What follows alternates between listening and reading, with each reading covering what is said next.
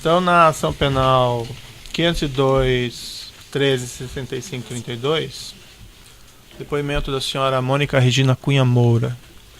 De uma forma está sendo captado apenas o áudio aqui, diante do pedido do defensor de não ser gravada a imagem, com base aí na 12.850 também.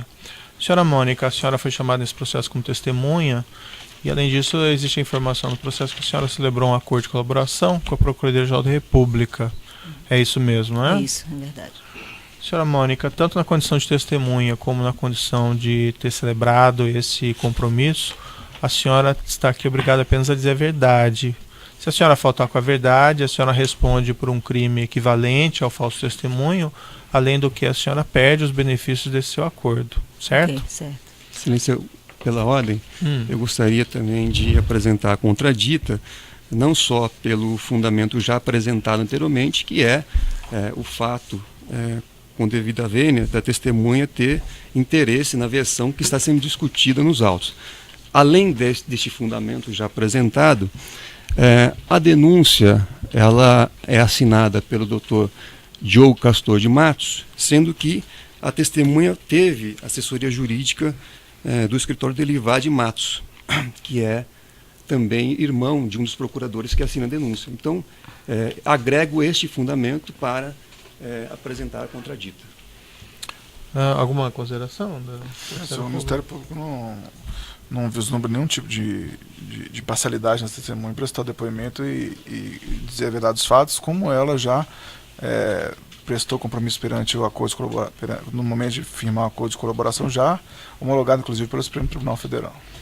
Então, reiterando aqui o que foi colocado anteriormente também, a 12.850 ela é clara, expressa no sentido de que quem assina acordo de colaboração tem que depor como testemunha e sob compromisso de dizer a verdade. Então, a pretensão da defesa me parece que ela contraria a letra expressa da lei.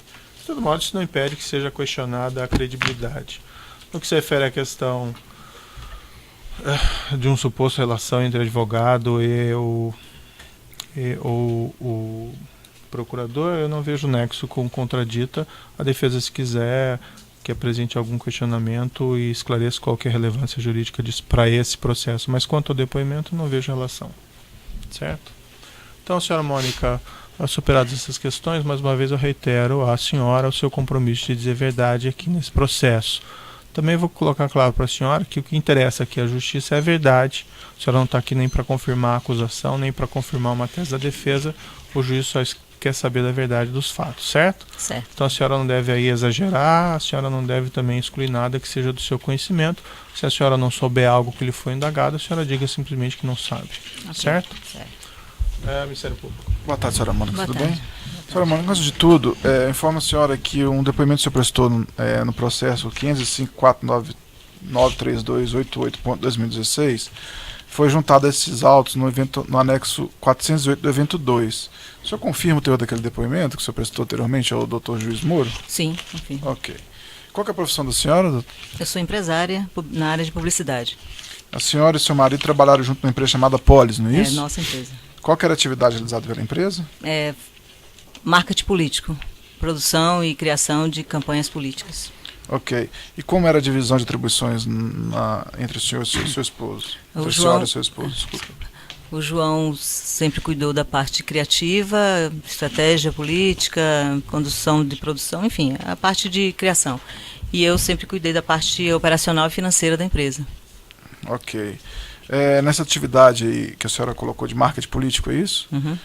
A empresa da senhora e do seu marido, eles receberam pagamentos que foram não contabilizados? Sim. A senhora poderia me explicar um pouco sobre isso? Em todas as campanhas que fizemos, e gostaria de reiterar aqui o que já falei outras vezes, tanto perante o excelentíssimo senhor juiz, quanto na época da minha colaboração, não existe campanha política no Brasil sem dinheiro não contabilizado, ou quer dizer, caixa 2. Não se faz. Se alguém disser que faz, não está falando a verdade. Isso eu só quero reiterar isso, porque isso é importante que seja colocado no contexto geral de tudo que aconteceu. Então, nós dois trabalhamos em várias campanhas, a nossa empresa prestou serviços em várias campanhas a vários candidatos de vários partidos, não trabalhamos só para o PT, vários partidos, no Brasil e fora do Brasil. E no Brasil, especialmente, todas as campanhas que nós fizemos, para todos os partidos que trabalhamos, desde que começamos a trabalhar com a nossa empresa, foi feito com pagamentos oficiais e pagamentos não contabilizados, sempre. Ok. E os pagamentos não contabilizados, como eles eram recebidos? Em dinheiro, às vezes em dinheiro entregue em mãos, depósitos feitos no exterior, essas duas formas, na verdade, ou dinheiro entregue em mãos no Brasil, ou depósitos em contas no exterior. Ok. Sobre depósito no exterior, qual era a conta utilizada para vocês receberem valores não contabilizados? O João tinha uma conta na Suíça chamada Shellbill, mas a empresa chamava-se Shellbill, uma conta desta empresa. Desde 1998 existe essa conta e nós recebemos nessa conta do João. Ok. Essa conta recebeu pagamentos não contabilizados do Grupo Odebrecht? Sim. Eu poderia circunstanciar, por favor? Bom, isso aconteceu desde 2006. Nosso primeiro contato com a Odebrecht foi na campanha de reeleição do presidente Lula, em 2006. E nós fizemos a campanha e nesta eleição nós já recebemos uma parte oficial e uma parte Caixa 2. Okay. E a Odebrecht pagou exatamente essa parte em Caixa 2 nesse ano. Foi o primeiro ano que nós tivemos relacionamento com a Odebrecht. E pagou uma parte no Brasil e uma parte em conta no exterior. E daí por diante, todas as campanhas que fizemos, não só para o PT, gostaria de colocar isso sempre, todas as campanhas que fizemos, nós tivemos esse tipo de pagamento. Okay. A maioria das vezes com a Odebrecht, colaborando com os partidos. Quem era o contato dentro do Grupo Odebrecht? Primeiro, logo no início de 2006, era o senhor Pedro Novis. Foi o meu primeiro contato para acertar os pagamentos.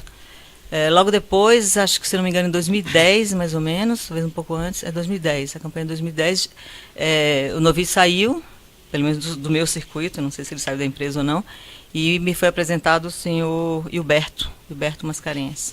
Foi com ele que eu passei a tratar desses pagamentos. Ok.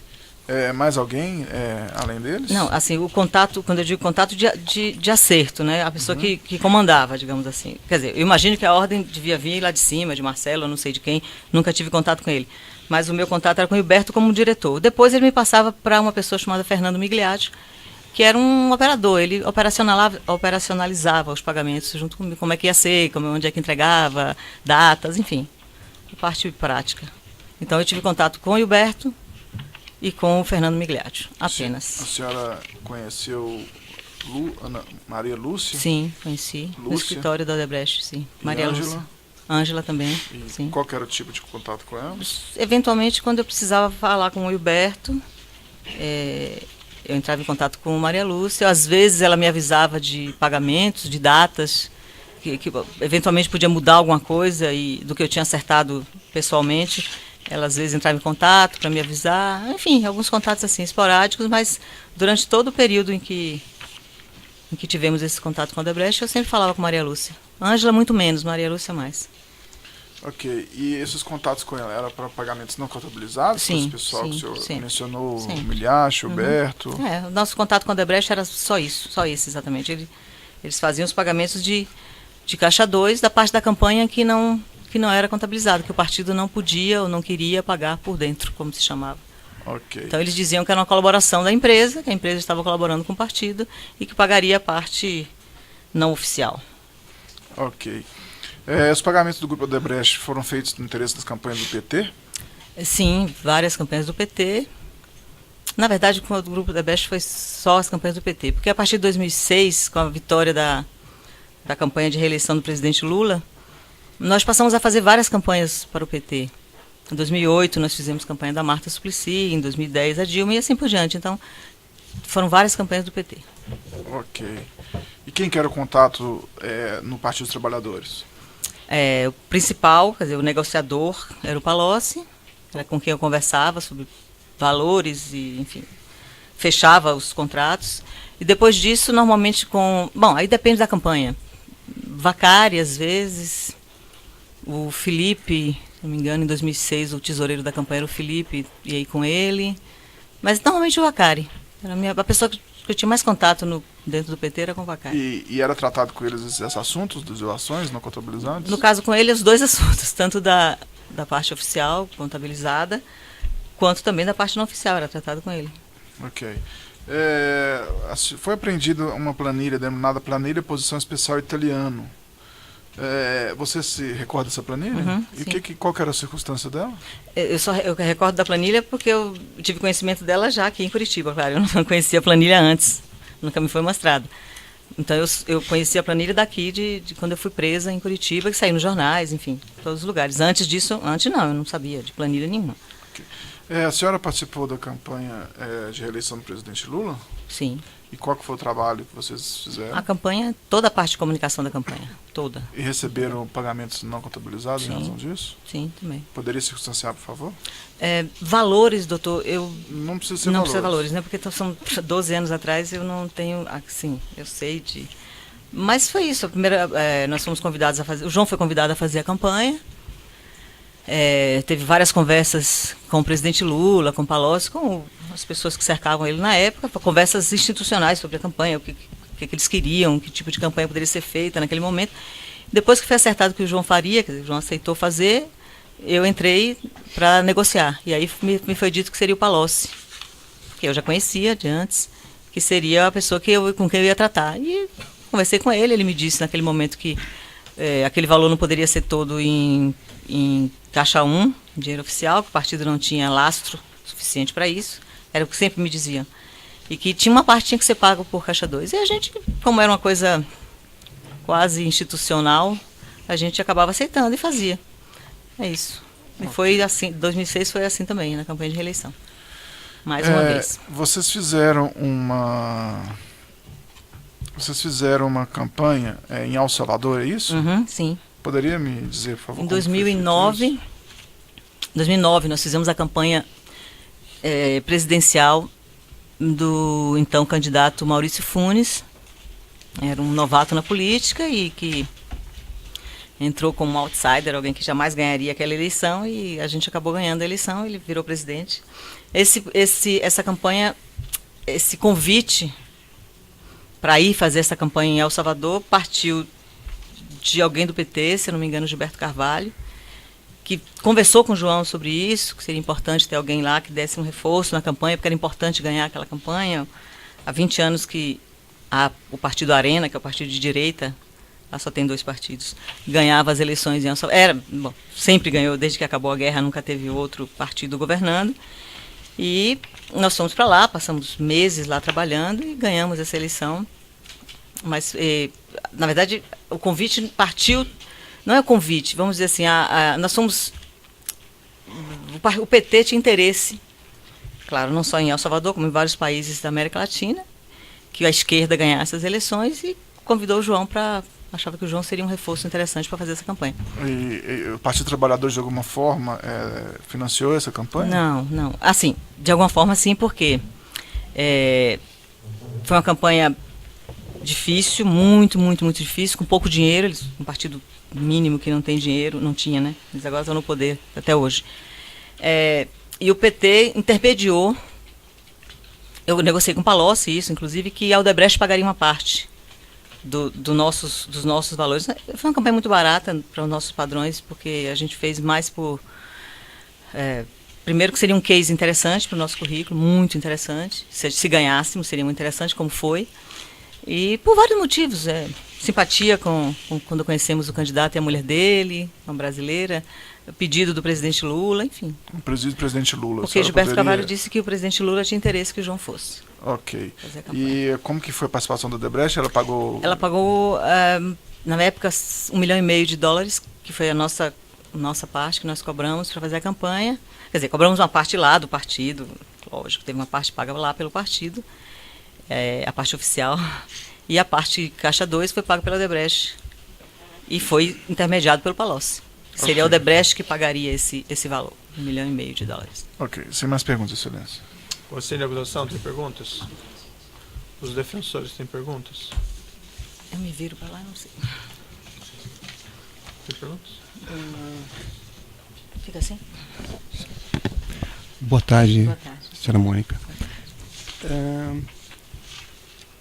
A senhora já registrou que fez um acordo de colaboração com o Ministério Público Federal. Uhum.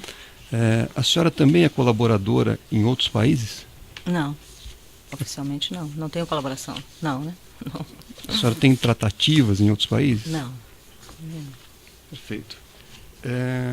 Com relação à sua colaboração premiada, eu vejo aqui que a senhora foi indagada pelo Ministério Público sobre o Partido dos Trabalhadores e o ex-presidente Lula.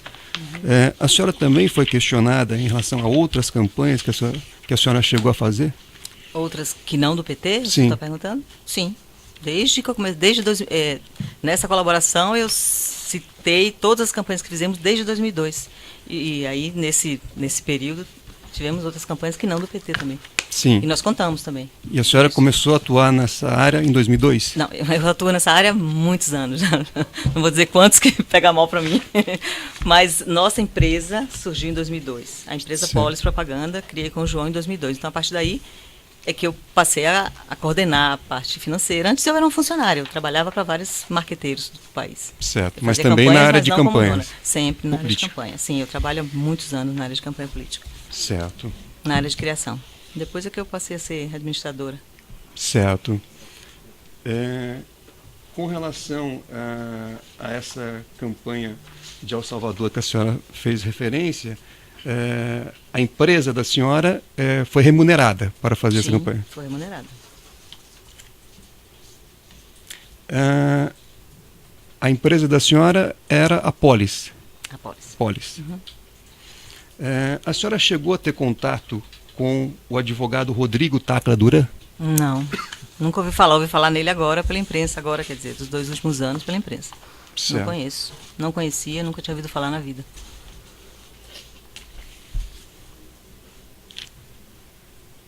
Sim, mais perguntas, Excelência? Outros defensores têm indagações? Tem? Não? Alguns questionamentos adicionais do juiz aqui muito rapidamente, senhora Mônica. Senhora Mônica, a senhora conhece um indivíduo chamado Luiz Kornick? Sim, conheço. A senhora ou o seu marido receberam valores pagos pelo senhor Luiz Kornick? Sim, recebemos. A senhora pode me descrever as circunstâncias? Nós fizemos a campanha de eleição da presidente Dilma em 2010. Dessa campanha restou uma dívida, na época, de 10 milhões de reais, que, da parte não oficial, tá? Da parte Caixa 2. A parte oficial foi toda paga, normalmente, durante a campanha, notas fiscais, depósito bancário, tudo direitinho.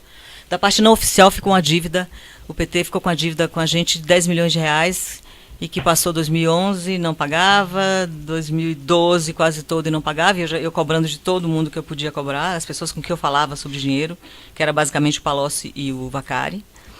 E, enfim, cobrava e não resolvia, eu tentava resolver de um jeito e não resolviam. Um dia o Vacari me chamou e disse que tinha conseguido resolver a dívida, que tinha uma pessoa, um empresário, que queria colaborar com o partido, e que a colaboração dele ia ser o pagamento da nossa dívida, esses 10 milhões que tinham ficado para trás em 2010. Isso foi em 2012, se eu não me engano, doutor, finalzinho de 2012. E aí me passou um cartãozinho do senhor Luiz Kornick, pessoa que eu nunca tinha ouvido falar também, não conhecia, não sabia quem era. E eu procurei, tive contato com ele no escritório dele no Rio, ele já sabia do assunto, quando eu cheguei, o Vacari já tinha falado tudo para ele, ele sabia o que era, e nós acertamos o pagamento desses 10 milhões em várias parcelas nessa conta da Shellbill, no exterior. E ele pagou quase toda. A senhora sabe se ele estava pagando em nome próprio ou ele estava representando alguma empresa específica? Isso na época dos fatos. Não, eu não sabia se ele estava pagando. Eu achava que ele estava pagando em nome próprio. Ele tinha uma empresa, né? Porque quando eu visitei num escritório no Rio de Janeiro, percebia-se que era uma grande empresa, que eu não conhecia. E o cartãozinho dele também tinha o nome da empresa. Mas ele me disse que ele ia pagar. Sim. E quando eu entrava na conta, eu tinha acesso esporádico a esses extratos, não aparecia o nome dele, mas aparecia o nome de um banco. Não aparecia o nome de uma empresa, aparecia o nome de um banco. A senhora mencionou quanto à campanha de 2006 de reeleição do ex-presidente Luiz Inácio Lula da Silva, que a senhora não saberia dimensionar os valores. Mas falando em valores aproximadamente, nós estamos falando aqui de milhares de reais ou milhões de reais? Menos, o valor total da campanha, mais ou menos 18 a 20 milhões de reais. E quanto de Caixa 2? Mais ou menos 10 milhões em Caixa 2 e 8 milhões em, mais ou menos, em oficial. A senhora conhece um indivíduo chamado Fernando Bittar? Não, só de nome. Nunca vi. E esses pagamentos de Caixa 2, do senhor Zui, da Odebrecht, a senhora tinha uma ideia do que eram esses pagamentos, se eles tinham relação com alguma coisa? Eu sempre imaginei, Excelência, que por terem muitas obras de governo, muito trabalho, a Odebrecht tinha várias obras no governo Lula, na época já tinha, 2006, depois Dilma, 2010 e 2012, sempre, que era, na verdade, uma coisa muito comum, não só no Brasil, nos Estados Unidos, em vários outros lugares, as empresas colaboram com os partidos, doando dinheiro, ou doando, enfim, pagando, e tanto de forma oficial e de forma não oficial. Eles doam tanto em Caixa 1 como doam em Caixa 2. Então, eu imaginava que era por interesse em manter o seu grande cliente, governo, eles colaboravam pagando campanha, não só campanha, eles pagavam várias coisas, né? Não é só o marketing político que recebe em Caixa 2 uma campanha. Todas as áreas de uma campanha política recebem em Caixa 2. Esse pagamento Caixa 2 não era vamos dizer, era uma decisão deles ou era uma decisão da senhora e do senhor João? Absolutamente deles. Eu lutei bastante para conseguir. Tanto é que no último, se a gente fizer observar os últimos anos, quer dizer, desde que a gente começou, eu consegui cada vez mais aumentar o valor do Caixa 1. Para mim era muito mais, claro que era mais caro, mas não interessava, era menos risco, era muito mais tranquilo, se trabalhava de uma forma completamente sem perigo, eu não tinha que carregar mala de dinheiro para lugar nenhum, eu não tinha que sair depois, enfim, era absolutamente dos partidos, sempre. Todos tinham o mesmo discurso de que tem um teto, de que existe um limite, que o marketing político é muito caro e que o valor total não pode ser pago, enfim. Era esse o discurso. Em 2006, nessa campanha de reeleição do ex-presidente Luiz Inácio Lula da Silva, isso sucedeu aquele chamado escândalo Mensalão em 2005, que houve questões relativas a Marcos Valério, ao Partido dos Trabalhadores, a Caixa 2, o próprio ex-presidente declarou que repudiava o Caixa 2, ou era Caixa 2, ou alguma coisa parecida. Havia alguma discussão nesse sentido? Isso não levou a alguma, vamos dizer assim, evitar esse tipo de situação em 2006? Sim, eu não participava das reuniões com o presidente Lula, nunca, mas o João, durante alguns meses a gente já trabalhando, porque uma campanha se começa com muito tempo antes, não é? Se chega em outubro e começa a trabalhar, é muito tempo antes. O João várias vezes comentou isso, não com Lula exatamente, não sei, mas com Palocci, com outras pessoas do risco de ter acabado de passar pelo que passaram. Justamente a campanha era uma campanha dificílima, porque a imagem do presidente Lula estava bastante abalada naquele momento por conta do Mensalão, tanto é que haviam prognósticos de que jamais ele conseguiria se reeleger, era o que se dizia na época, inclusive chegaram a falar que ele tinha que abdicar é ótimo, de renunciar, enfim. Então, João teve essas conversas com eles várias vezes de que é um risco, eu não quero isso, não vou me meter nisso. Durante algum tempo ele conseguiu dizer que não ia fazer assim, que ia fazer, mas você acaba aceitando e fazendo, enfim. Mas fizeram do mesmo jeito, então? Excelência, pela ordem, Vossa Excelência fez um registro em relação a essa ação chamada Mensalão, mas deixou de registrar que o ex-presidente Lula não foi denunciado nessa ação, ou seja, o Ministério Público não o envolveu na ação penal. Então, me parece que trazer esta ação penal para tocar no nome do ex-presidente Lula não parece adequado, uma vez que ele não integrou aquele processo. Certo, fica registrado aí. De todo modo, eu falei de escândalo do Mensalão, que não se confunde exatamente com o objeto específico da ação penal, mas fica registrado a posição do defensor, embora o juiz faça as perguntas que ele entender que sejam pertinentes para o processo. A senhora mencionou esses contatos, essa preocupação, mas a senhora presenciou essas conversas do senhor João Santana? Não, eu não participava dessas reuniões de cúpula, vamos chamar assim, nunca participei. Era sempre o João. A senhora mencionou rapidamente aqui, mas a senhora não tinha contato então com esse presidente? Depois que a gente começou a fazer a campanha, eu tinha contatos assim, nas gravações, a gente ia gravar com ele, eu participava de tudo isso. Eu tinha um contato social, vamos chamar assim, que ele ia no estúdio, na produtora onde a gente trabalhava, a produtora que eu montei em Brasília, ele ia lá gravar com a gente, ficava com ele conversando um tempo, mas nas reuniões de cúpula, nas reuniões de decisões políticas, estratégicas, eu nunca estava. Mas eu tive contato com ele, claro, certo. mas assim, dessa forma. E sobre esses pagamentos, as dívidas, esses valores, a senhora teve alguma conversa com o ex-presidente? Nunca. Eu nunca falei de dinheiro com o presidente Lula. Nunca falei valores, ele também nunca tocou no assunto comigo, nunca negociei nada, nunca cobrei nada dele. Meu contato sempre foi com o Palocci, acima, era o meu contato mais, hierarquicamente mais alto, e depois do Palocci, o Vacari, enfim, outras pessoas do partido, mas o presidente Lula nunca. Tá certo. São as indagações do juízo, então pode interromper a gravação.